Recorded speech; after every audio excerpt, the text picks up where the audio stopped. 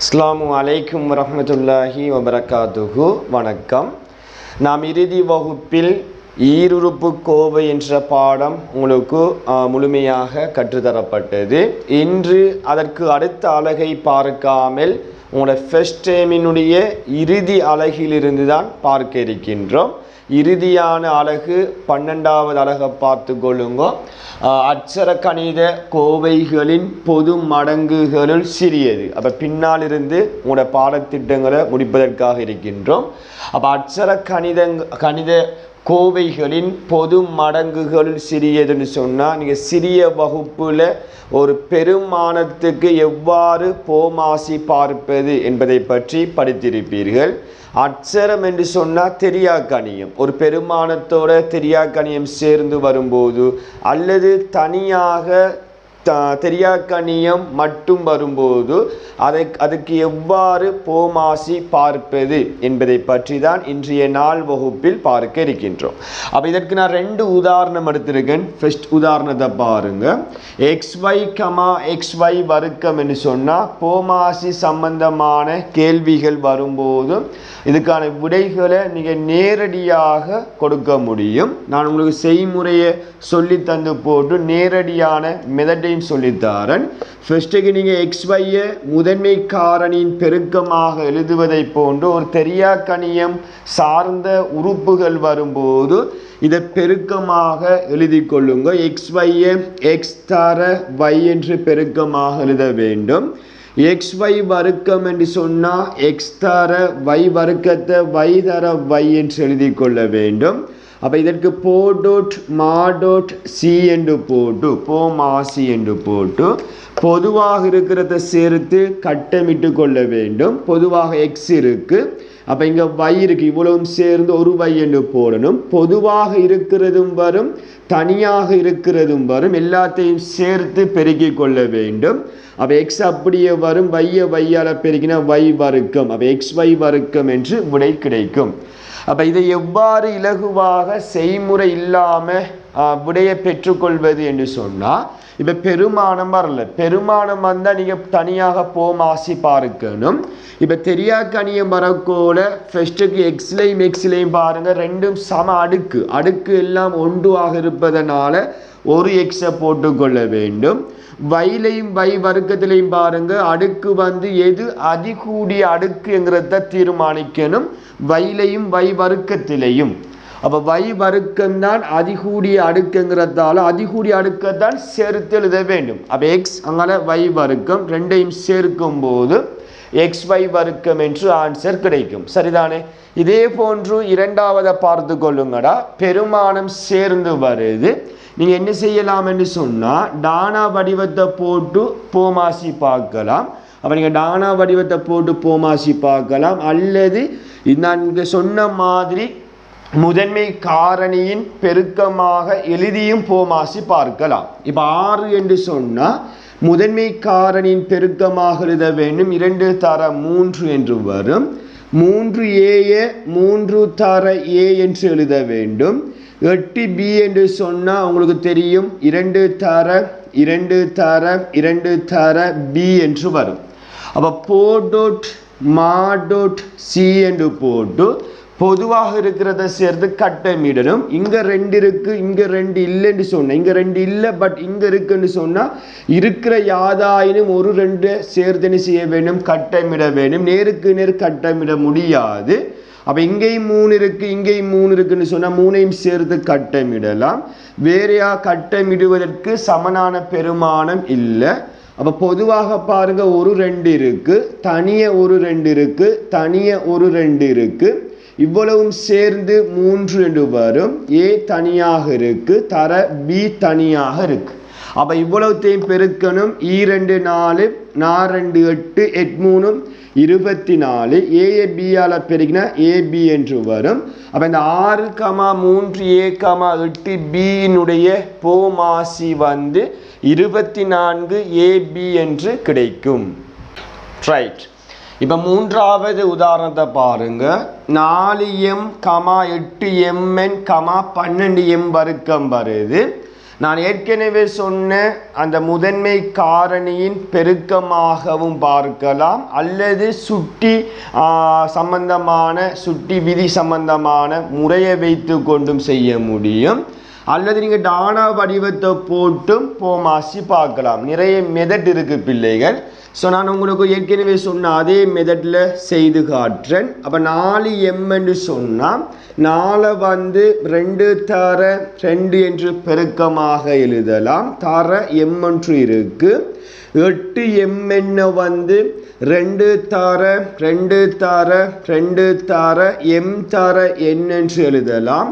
12m வர்க்கத்தை 2 தர 2 தர 3 தர m வர்க்கத்தை m தர m என்று எழுதி போட்டு போடோட் மாடோட் சி என்று நீங்கள் பதிவிட்டு, இப்போ 3லையும் 2 இருந்தால் கட்டாயம் 3 2ஐயும் சேர்த்து கட்டமிடணும்.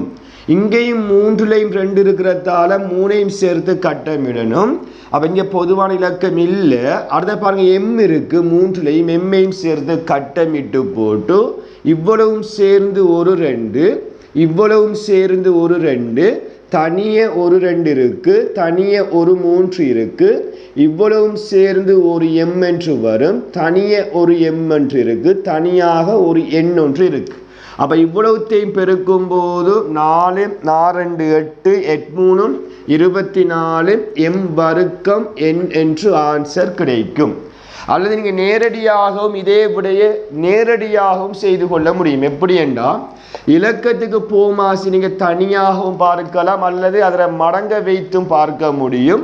அப்போ 4 8 12க்கு போமாசி 24 போட்டு விட்டு தெரியா கணியத்துக்கு எவ்வாறு நீங்கள் போமாசி பார்ப்பதுன்னு சொன்னால், ஃபஸ்ட்டு ஒரே தெரியா கணியத்தை எடுத்துக்கொள்ளுங்க. m வர்க்கத்தில் எது அதிகூடிய அடுக்கு என்கிறத பார்க்க வேண்டும். அப்போ m வர்க்கத்தில் எது அதிகூடிய அடுக்கு m வர்க்கம், அதை மட்டும்தான் போட்டுக்கொள்ள வேண்டும். அடுத்த தெரியா கணிதத்தில் எண் மட்டும் இருக்கு. ஸோ அந்த எண்ணையும் சேர்த்து எழுதும் போது போமாசி 24 m வர்க்கம் n என்று கிடைக்கும். சரிதானே? அப்போ நீங்கள் எப்படியும் எழுதலாம். நேரடியாகவும் உங்களோட பேப்பரில் கேள்விகள் வரும்போது செய்யும் போது ஃபுல் மார்க்ஸ் வரும். அதே போன்று 4வது பாருங்க, 5xy. நான் உங்களுக்கு இந்த மெத்தடில் செஞ்சு காட்டி போட்டு ஷார்ட் மெத்தடையும் சொல்கிறேன். அப்போ 5 ஒரு முதன்மை எண். ஸோ 5 தர x தர y என்று வரும். 10x வர்க்கம் y 2 தர 5 தர x தர x தர y என்று எழுதலாம். 2xy வர்க்கத்தை 2 தர x தர y தர y என்று எழுதி போட்டு போடோட் மாடோட் சி என்று போட்டு, இப்போ இதில் பார்த்தீங்கன்னு சொன்னால் இங்கேயும் இங்கேயும் 2 இருக்குது, இங்கே 2 இல்லாட்டியும் இந்த 2ஐயும் சேர்த்து கட்டமிட வேண்டும். 5 5 இருக்குது, அப்போ 5 சேர்த்து கட்டமிட வேண்டும். 3லையும் x இருக்குது, அப்போ xை சேர்த்து கட்டமிடுறேன். 3லையும் y இருக்குது, y சேர்த்து கட்டமிட்டீங்கன்னா 2 தர இவ்வளவும் சேர்ந்து ஒரு 5, இவ்வளவும் சேர்ந்து ஒரு x, தனியாக ஒரு x இருக்குது, தனியாக ஒரு y, இவ்வளவும் சேர்ந்து ஒரு y. அப்போ இவ்வளவுத்தையும் பெருக்கும் போது 2 10 x வர்க்கம் y வர்க்கம் என்று வரும். அப்போ நேரடியாக எப்படி ஆன்சர் எழுதுவதுன்னு சொன்னால், இலக்கத்துக்கு போமாசி பார்த்தா 10 என்று வரும். நீங்கள் டானா வடிவத்தை போட்டும் பார்க்கலாம், மடங்க வைத்து பார்த்தாலும் 10 வரும். காரணம் 5 பாருங்க, 5 மடங்க பாருங்க, 5 10 15 இப்படி போகும். 10 மடங்கு 10 20 30 போகும். 2 மடங்குண்டா 2 4 6 8 10 இப்படி போகும். இப்போ இதில் மடங்கு எழுதி போட்டு 3லையும் பொருந்தக்கூடிய ஒரு மடங்கு ஒன்று ஃபெஸ்ட்டாக பொருந்தும் பாருங்கள். இங்கே 5 இருக்கு, இங்கே இல்லை. அப்படி பார்க்கக்கோல 3லையும் முதலாவதாக பொருந்தக்கூடிய மடங்கு வந்து 10 அப்படின்னு தீர்மானிக்கலாம். நீங்கள் டானா வடிவத்தை போட்டும் போமாசி பார்க்கலாம், 10 என்று வரும். தெரியா கணியத்தில் பாருங்கடா, x வர்க்கம் xில் எது அதிகூடிய அடுக்கு என்று சொல்லியிருக்கேன், x வர்க்கம் என்று. அப்போ x வர்க்கத்தை மட்டும்தான் போட வேண்டும். y வர்க்கத்தில் எது அதிகூடிய அடுக்கு y வர்க்கம். ஸோ y வர்க்கத்தை போட்டு இதனுடைய மொத்தமான போமாசி 10x வர்க்கம் y வர்க்கம் என்று கிடைக்கும். ரைட். அப்போ இன்றைய நாள் வகுப்பில் உங்களுக்கு சிறு ஒரு விளக்கம் போமாசி என்ற பாடத்தில் ஒரு 4 உதாரணங்களை கொண்ட ஒரு சிறு விளக்கம் ஒன்று தரப்பட்டிருக்கு பிள்ளைகள். ஒரு குறுகிய வீடியோவாக இது காணப்படும். ஸோ அனைத்து மாணவரும் இந்த விடயத்தை தெளிவாக பார்த்து உங்களோட கோப்பில் இந்த நோட்ஸ் எழுதி கொள்ளுங்க. இது சம்பந்தமான வேக் சீட் வழங்கப்படும். அந்த வேக் சீட்டையும் உங்களோட டைம் டேபிள் படி அடுத்த வகுப்பு எப்போது இருக்கின்றதோ அதற்கு இடையில் செய்து அனுப்பி கொள்ளுமாறு கேட்டுக்கொண்டு, அடுத்த வகுப்பில் இந்த பாடத்தினுடைய தொடர்ச்சியான 2 தலைப்புகள் காணப்படுகின்றது. அந்த 2 தலைப்புக்கும் உரிய முழு விளக்கம் அடுத்த வகுப்பில் பூரணமாக தரப்பட்டு இந்த 12வது அலகு முடிக்கப்பட்டு அதன் அதற்கு அடுத்த வகுப்புல உங்களுடைய 11வது புதிய அலகு சம்பந்தமாகத்தான் பார்க்க இருக்கின்றோம். உங்களுக்கு இன்னும் ஒரு விடயத்தை சொல்கிறேன்.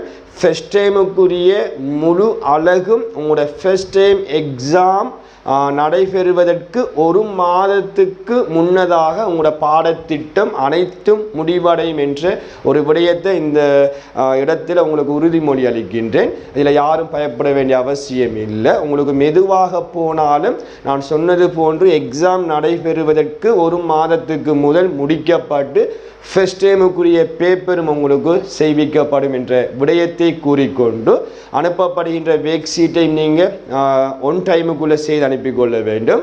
இதுவரைக்கும் கற்ற விடயத்தை கட்டாயம் மீட்டி பார்க்க வேண்டும் பிள்ளைகள். அப்போதுதான் உங்களுக்கு ஞாபகம் இருக்கும். பேப்பர் செய்யும் போதும் உங்களுக்கு இலகுவாக புரியும் என்ற ஒரு விடயத்தை தெரிவித்து கொண்டு, அடுத்த வகுப்பில் மற்றும் ஒரு இந்த மீதி பகுதியை பார்க்கும் வரை உங்களிடமிருந்து விடைபெற்று செல்கின்றேன். நன்றி, வணக்கம்.